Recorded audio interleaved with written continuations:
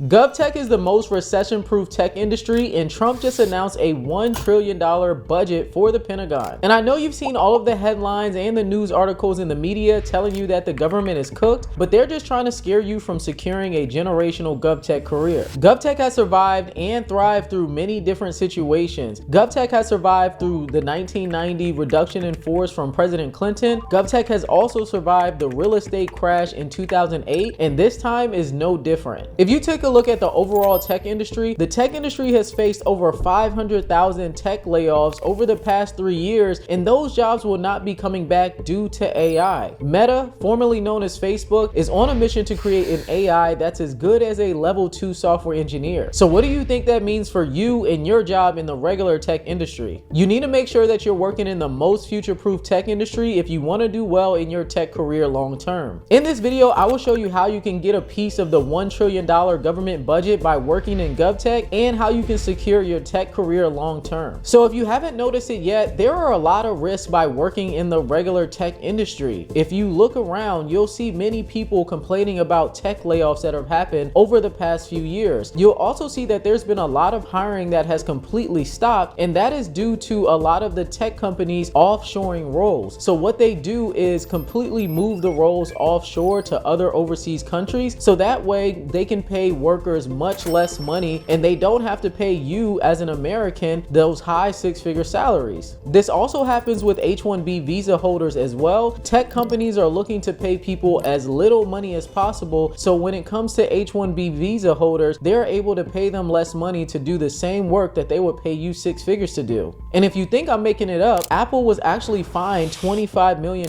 for discriminating against American citizens when it came to hiring for tech roles. And now that we have been introduced to the world of AI through LLMs and automation, things have completely shifted in the tech industry. AI is a big reason that a lot of jobs aren't coming back either. I recently saw a tweet on Twitter that was saying that majority of the new AI SaaS tools, or just AI software tools, don't plan on having a team that is larger than 5 people. So if AI is the future of tech, and a lot of these new AI companies will not be hiring thousands of people to run their software company like Facebook has done in the past, and Netflix has done in the past, and Amazon and all the other big tech companies, then how will you be able to get a job? Or how will you be able to stay employed long term if this is what the future of tech looks like? And this is where the government technology industry comes in at, and this is the most safe industry to work in long term. If you don't know what the government technology industry is, also known as GovTech, GovTech is an industry where only American citizens can work in this industry. It also requires you to get government security clearances. That means that you have to be somebody that the government trusts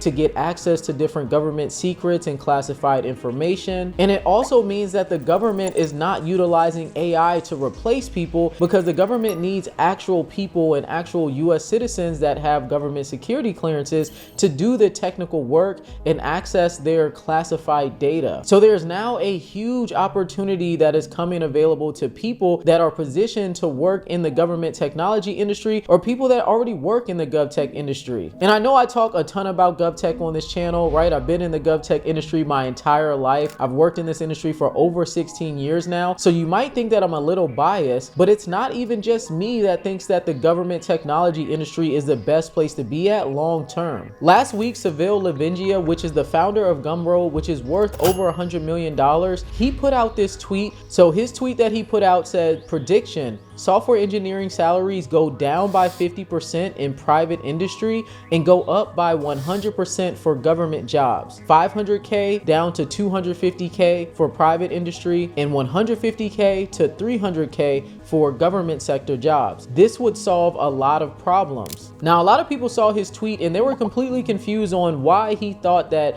the salaries would completely flip when it came to working for big tech companies versus working in the government sector. And I know exactly why he thinks that this is the case. Like I told you all earlier, if AI teams are only planning on having 5 people at max to work at their companies, and with the use of AI, you can completely replace software engineers who had multiple multi-six-figure salaries, you're not going to need to spend nearly as much money on software engineers. So if software engineers in big tech were making over $300,000 a year, I've even seen some software engineers making over $700,000 a year working at companies like Netflix. I believe that these roles will become few and far in between. They will only be available for people that are more senior level, that have been software engineers for a long time, and the lower level software engineers and lower level people in tech that do work that can be automated by AI are going to completely go away. And we've already started to see this shift happening. Even the CEO of Indeed, Chris Himes, sees this shift happening right now in real time. He said that currently at this time,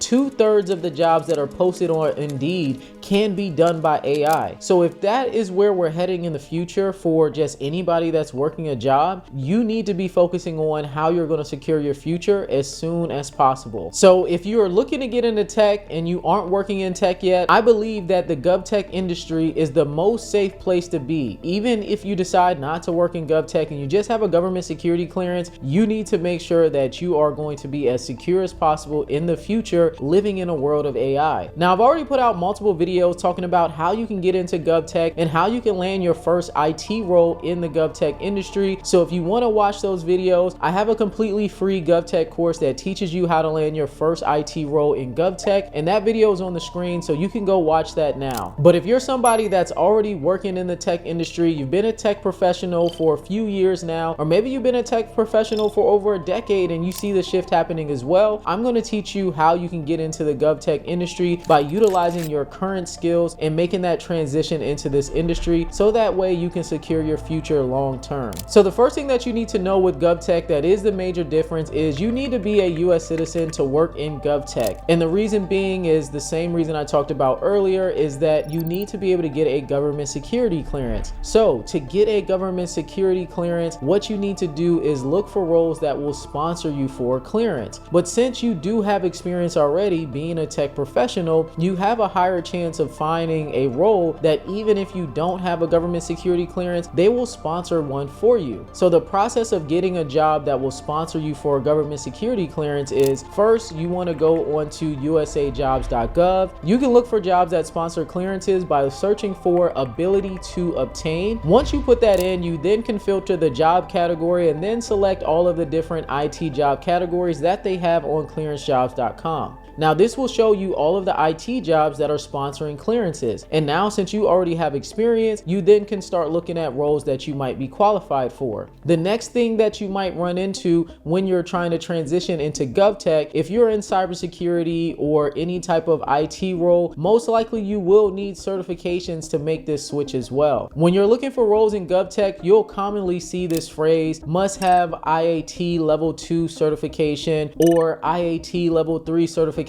or even IAM level 3 certification. This will come up a lot. In GovTech, there's a Bible of certifications that everybody needs to know, and these certifications are called the DoD 8570 or 8140 certifications. So if you look up these certifications, you'll see a full list and a full breakdown of all of the different certifications and where they fall in these categories. So basically in the government technology space, they've switched more over to a skill-based hiring type of system. So each certification will align with a job title and it shows that you can do a specific job. So if we just break down the different certifications, and with IAT level 2, this will align with system administrator roles, help desk roles. It will also align with networking roles sometimes. You will also see some networking roles that will want you to have your CCNA certification. But if you have experience, they might allow you to start that job and then get the certification after starting. For IAT level 3 certifications, these align more with cybersecurity roles. So whether you're a cybersecurity analyst, cybersecurity engineer,